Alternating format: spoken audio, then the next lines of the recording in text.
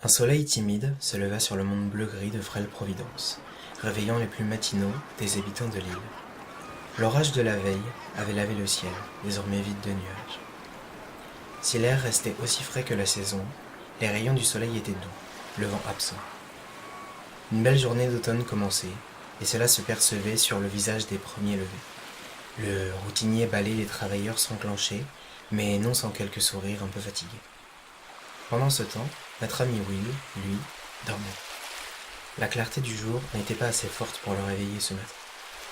Pendant des heures, à la seule lumière de la lune blafarde et des éclairs, il avait lutté, encore et encore, pour déplacer la barque, sa barque, au plus près de la fenêtre.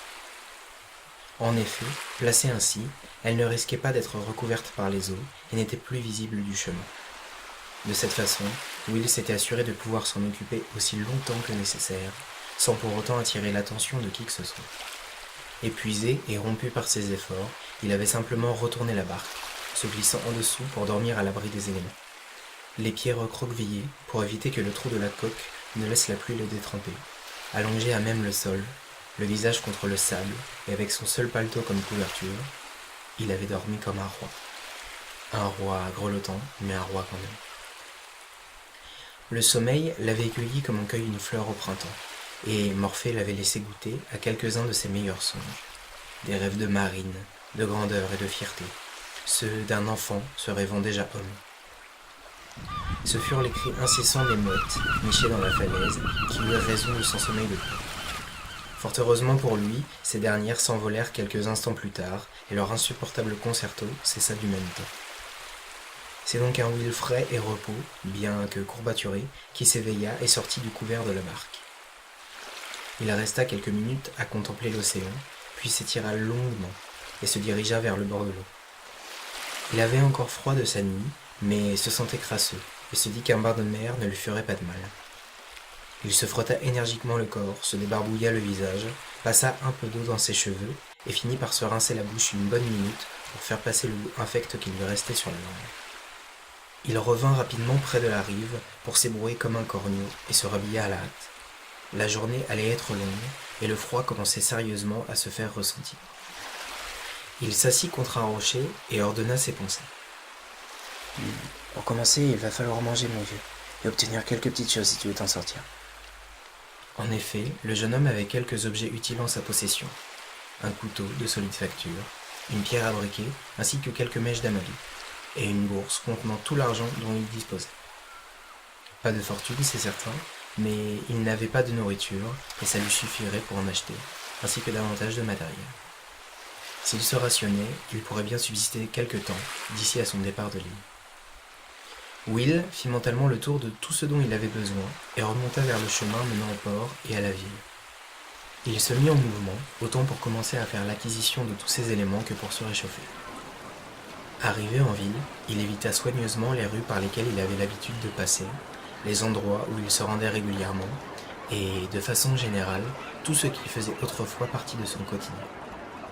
Il était midi, les rues autour du marché étaient pleines de gens, et Will savait qu'il pourrait marcher sans crainte d'être reconnu. La foule était en cette heure le meilleur des camouflages. Il se mit donc en quête de ce pourquoi il était venu. Il commença par se procurer un sac épais en toile de jute, un peu de corde et de ficelle, ainsi que du nécessaire pour pouvoir coudre ou repriser des vêtements. Il s'enquit également d'une large et épaisse couverture, de quelques vêtements, de diverses pièces de tissu et d'une boîte de cirage étanche. Après avoir acheté à bon prix quelques pommes, un peu de fromage et une bonne livre de viande séchée, il quitta le marché et ses halles. Il se dirigea vers les ruelles les plus excentrées de la ville basse et entra dans une auberge déserte qu'il connaissait vaguement. L'établissement sentait le bouillon, le petit vin et la bière rance, mais il y faisait bon et Will avait faim. Il se rendit auprès du tenancier, posa toute la monnaie qui lui restait en poche et demanda simplement. « Dites, si je mange pour ce montant ici, pour déjeuner, vous me laisserez rester à cette table jusqu'à ce que le soleil se couche ?» L'aubergiste lui lança un regard placide, jeta un bref coup d'œil aux piécettes d'argent déposées sur son comptoir et demanda. « Réveil difficile, petit gars ?» La question fit sourire Will, qui répondit. Non, le réveil était agréable ce matin, mais les prochains ne le seront sans doute pas autant, alors j'essaye de profiter de cette journée comme je le peux. S'emparant des dernières économies du garçon, le tenancier déclare: Dans ce cas, mon petit, je prends tout ça. Commande ce que tu veux pour déjeuner. Si tu es raisonnable, je te laisserai aussi manger ici ce soir. Je ferme une fois la nuit tombée. D'ici là, la table est à toi. Will le remercia de sa générosité et accepta son offre bien volontiers. Un repas supplémentaire, au chaud qui plus est, arrangeait grandement ses affaires. En guise de déjeuner, Will commanda un bortsch, une sorte de potage des contrées froides dont le tenancier lui avait vanté les mérites, accompagné d'une bonne miche de pain et d'une rasade de bière légère, histoire de faire passer le tout. Il alla ensuite s'asseoir sur la chaise la plus proche du poêle tiède et déposa au sol son sac, rempli des achats matinaux. Il étira doucement ses jambes, encore fourbues de la nuit. L'auberge était calme. Confortablement installé sur sa chaise, Will l'était aussi. La bière était douce et amère, bonne, bien qu'un peu plate, et le bortsch était tout simplement merveilleux. Will, qui n'avait jamais rien mangé qui vienne d'ailleurs, s'étonna qu'un plat à base de betterave, de navets et de céleri puisse se révéler aussi savoureux. Cela renforça son enthousiasme et sa détermination. Bientôt, il voyagerait de par le monde connu et aurait l'occasion de goûter à de nouvelles saveurs, de nouveaux parfums, de nouveaux paysages. Il finit de saucer son plat avec un appétit renouvelé, non par la faim, mais par le désir d'aller croquer le monde à pleines dents. Il empila assiette, bol et couvert dans un coin de la table et envoya valser les quelques miettes de pain en direction du foyer du poêle rougeoyant. Il lui semblait qu'il faisait table rase, tant de son déjeuner que de son existence. Il lui restait la journée pour organiser le reste de sa vie. Sans perdre de temps, il étala sur le bois de la table l'ensemble de ce qu'il avait sur lui et débuta le travail.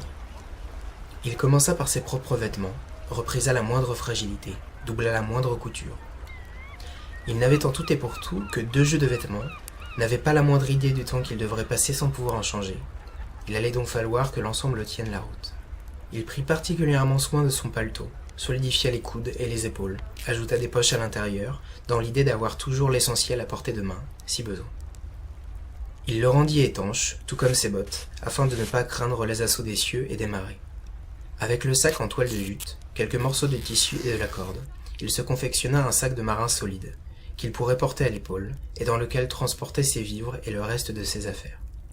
Il utilisa la fin du cirage pour recouvrir le sac d'une bonne couche protectrice. Son travail terminé, il se dit satisfait qu'il avait œuvré efficacement, et qu'il ne lui manquait plus qu'un bateau pour partir à l'aventure. Il lui sembla soudain que la journée avait avancé aussi vite que son ouvrage. Dehors, la lumière descendait doucement, et dans l'auberge, le tenancier allumait les lanternes au mur. Will avait mal aux mains après 16 heures à coudre son barda. Ses yeux lui piquaient autant que l'aiguille un peu plus tôt. Voulant détendre ses jambes, las d'être resté inactif tout le jour, il se rendit avec la vaisselle de son déjeuner auprès de l'aubergiste, la déposa sur le bois poli du bar. Il s'apprêtait à retourner à sa table, mais entendit l'homme s'adresser à lui. « Alors, petit gars, comme ça tu entres dans la marine. » « La marine ?» questionna le jeune homme en réponse. « Eh bien oui, il n'y a qu'un petit gars de la marine pour tartiner autant de cirage sur ses affaires, comme tu viens de le faire. Je dois avouer que c'est pas de chance pour le sac par contre. Avant, il nous le filait pour notre premier jour. » lui dit le tenancier. Will comprit que l'homme avait dû intégrer la marine plus jeune, et décida de jouer le jeu, afin de garder le secret de son projet. « Oui, j'embarque demain pour tout dire, vers Port-Royal. Mais je ne sais pas tout à fait à quoi m'attendre, alors... Dites, vous avez été marin autrefois ?» demanda-t-il, de son ton le plus candide. « Oh oui, ça fait longtemps, tu sais, mais au fond ça change pas beaucoup d'ici. Je préparais déjà à manger, à boire. J'étais coq à bord d'une frégate, une double voilure, tu vois, et quand, je me souviens, mon premier jour, le capitaine du vaisseau que nous avions à l'époque nous parlait... Le tavernier passa plusieurs heures à raconter à notre jeune ami sa vie passée, de jeunes soldats embarqués un peu par hasard sur des bâtiments toujours plus grands. S'il avait passé une grande partie de son temps derrière les fourneaux pour les équipages de marins, le coq qu'il était avait néanmoins beaucoup navigué, et Will buvait ses histoires, friand de tous les détails qu'il pouvait glaner sur le fonctionnement, les méthodes et les codes de cette grande et fière marine.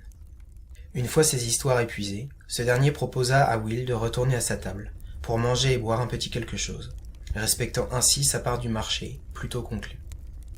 Il servit au garçon un plat d'agneau en sauce, accompagné de légumes verts, de fromage, d'une miche de pain et d'un pichet de vin appréciable.